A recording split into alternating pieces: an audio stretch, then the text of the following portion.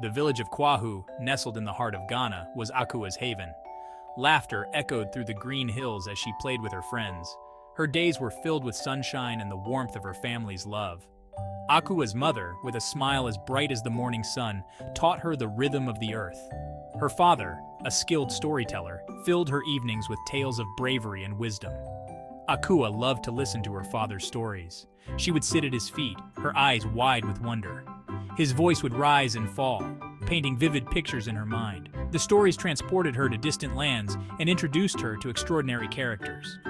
Little did she know, these stories would one day become her lifeline. Life was a melody, each day a new verse. Akua, with her infectious laughter and a heart full of dreams, was the lead singer in her own joyful song. The village of Kweku, with its lush greenery and close-knit community, provided the perfect backdrop for her carefree childhood. A darkness crept into Kweku, a silent stalker that cast long shadows. It was a sickness, swift and merciless, that descended upon the village. Fear gripped the hearts of the villagers as they watched their loved ones weaken with each passing day. Akua's world, once filled with laughter and light, began to dim. The vibrant colors of her childhood seemed to fade as the shadow of illness loomed large. Her parents, once strong and full of life, grew weaker. The once familiar rhythm of her life was replaced by an unsettling silence. The air, once filled with the sweet scent of blooming flowers, now carried the bitter tang of herbs and remedies. Despite the best efforts of the village healer, the relentless disease tightened its grip on Akua's parents. Their laughter, once a constant in her life, was replaced by painful coughs and labored breaths. The day the music died, Akua's heart broke. Her parents, her anchors in the stormy sea of life, were gone. The laughter in her home was silenced, replaced by a deafening emptiness. Akua, just a young girl, was left adrift in a world that suddenly seemed too vast, too cruel. Uncle Kofi, her father's brother, took her in. Life in his house was different, ruled by discipline and hard work. Gone were the bedtime stories, replaced by chores and a strict routine. Akua felt like a bird with clipped wings, her spirit grounded by grief and the weight of her new reality. Gone were the days of carefree play. Akua now spent her days helping with household tasks, her small hands struggling to manage chores meant for older children. The weight of her loss pressed down on her, heavy and suffocating. The lively, carefree girl was slowly being replaced by a quieter, more withdrawn version of herself. One day, a ray of sunshine broke through the clouds of Akua's grief. Kweku, a boy her age, moved to Kweku. He had a mischievous grin and a heart full of adventure. He saw past Akua's sadness, recognizing the spark in her eyes that refused to be extinguished. Kweku became Akua's confidant, her partner in crime. They explored the hills, chased butterflies, and shared secret stories under the shade of the old baobab tree. Kweku's friendship was a balm to Akua's wounded spirit, reminding her that joy could still exist, even in the face of sorrow. Kweku's friendship was a lifeline for Akua, pulling her back from the depths of despair. He encouraged her to laugh again, to find joy in the simple pleasures of childhood. With him, she could forget her grief for a while and just be a child again. Section 5, another tragic farewell. Fate, however, had other plans. Just as suddenly as he entered her life, Kweku was gone. The same illness that had taken her parents returned to Kweku, this time claiming her dearest friend. The pain of loss, a familiar ache in her young heart, returned with a vengeance. Akua was devastated. The laughter died on her lips, replaced by a silent scream of anguish. The world once again had proven itself to be an unpredictable and cruel place. She retreated into herself, her silence a heavy cloak that shielded her from the world. The pain of losing Kweku was unbearable. It felt like a cruel joke, a reminder that happiness was fleeting and fragile. She couldn't understand why life had to be so unfair, why she had to endure so much pain at such a young age. Section 6. A glimmer of understanding. Uncle Kofi, hardened by his own share of hardships, struggled to comfort Akua. His attempts, though well-intentioned, often fell short. However, witnessing Akua's profound sorrow, he began to understand the depth of her pain. He saw the reflection of his own grief in her eyes. the shared loss of a brother and a friend. One evening, he sat beside Akua, his usually stern face softened with a hint of regret. He spoke of his brother, Akua's father, and the stories he would tell. He spoke of their adventures, their laughter, their unbreakable bond. For the first time, Uncle Kofi allowed himself to be vulnerable, to share his own grief and memories. His voice, though gruff, held a hint of tenderness as he recalled his brother's love for storytelling. He spoke of how her father believed in the power of stories to heal, to teach, and to connect people across generations. It was a side of Uncle Kofi that Akua had never seen before, a glimmer of vulnerability that surprised and comforted her. Section 7. Akua's journey begins.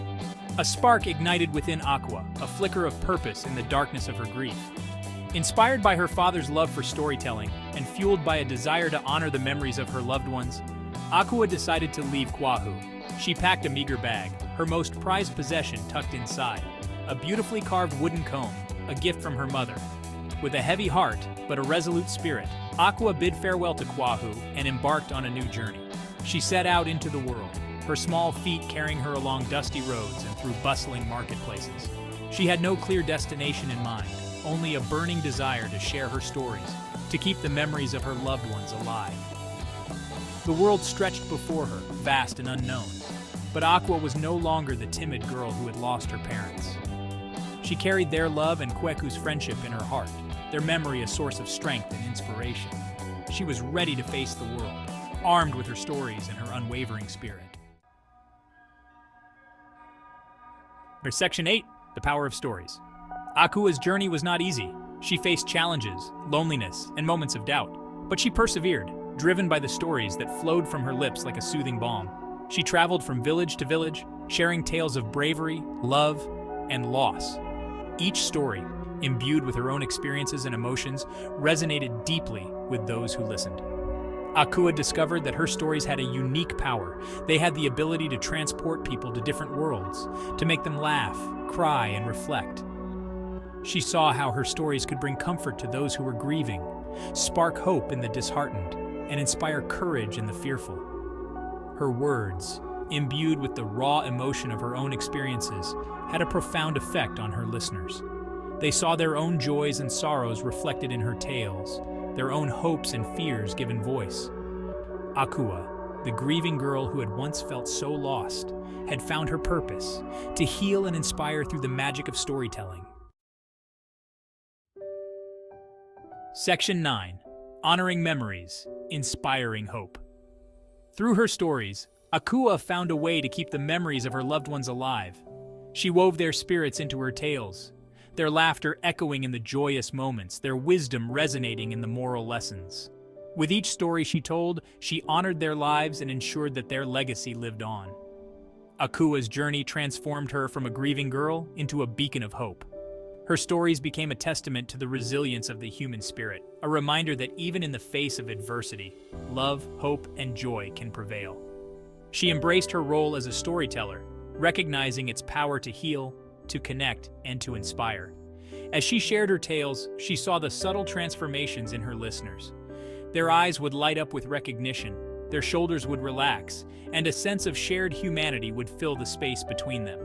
Akua's stories were not just entertainment. They were a bridge connecting hearts and reminding people of their shared capacity for love, loss, and resilience. Section 10. Akua's Everlasting Resilience. Years passed, and Akua's reputation as a gifted storyteller spread far and wide. People would travel from distant villages to hear her speak, drawn to the warmth of her voice and the depth of her stories. She became a symbol of hope, her own journey a testament to the healing power of storytelling. Akua never forgot the pain of her past, but she refused to let it define her. She carried her grief with grace, her resilience a beacon of hope for others who had suffered loss. She understood that true strength lay not in the absence of pain, but in the ability to rise above it and find meaning in the face of adversity. The river, much like Akua's life, continued to flow, carrying with it both joy and sorrow. She had embraced the ebb and flow of life, understanding that both light and darkness were essential parts of the human experience. Her stories, a reflection of her own journey, continued to inspire and uplift, reminding people that even in the darkest of times, hope could be found in the most unexpected places. Section 11. A legacy woven in words. Akua's journey, from a heartbroken girl to a celebrated storyteller, was a testament to the enduring power of the human spirit. She transformed her pain into purpose, her grief into a gift that touched the lives of countless others. Her stories, like seeds scattered by the wind, took root in the hearts of those who heard them, continuing to inspire and heal long after she was gone. And so, the legacy of Akua, the girl from Kweku, lived on, not in grand monuments or statues, but in the hearts and minds of those who carried her stories within them. Her life, though marked by loss and hardship, was a powerful reminder that even in the face of adversity, the human spirit could rise, heal, and find solace in the transformative power of storytelling.